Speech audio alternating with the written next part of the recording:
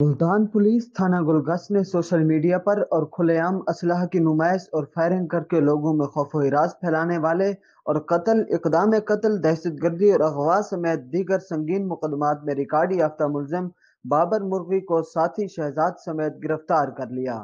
ملزم بابر مرغی شہر میں خوف و ہراس کی علامت سمجھا جاتا تھا۔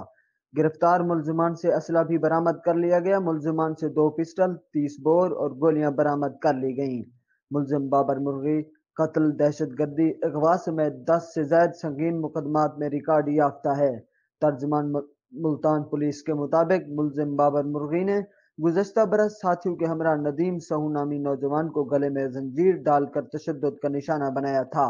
ایس ایچ او تھانہ گلگست محمد یعقوب نے ڈالفن فورس اور تھانہ کے گرد پولیس افسران کے ہمراہ کارروائی کرتے ہوئے ملزمان کو گرفتار کر کے برآمدگی کی۔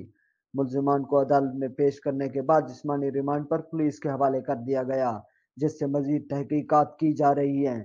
بابر مرغی نے کہا کہ میں اپنے شہریوں سے معافی مانگتا ہوں اور وعدہ کرتا ہوں کہ آئندہ بدمعاشی نہیں کروں گا، اس لیے مجھے معاف کیا جائے۔ سی پی او ملتان خرم شہزاد حیدر کا کہنا ہے کہ قانون کی بالادستی کو ہر صورت یقینی بنایا جائے گا۔ اس حوالے سے غنڈہ گرد عناصر کے خلاف سخت ایکشن لیا جا رہا ہے تاکہ شہریوں میں احساس تحفظ پیدا ہو۔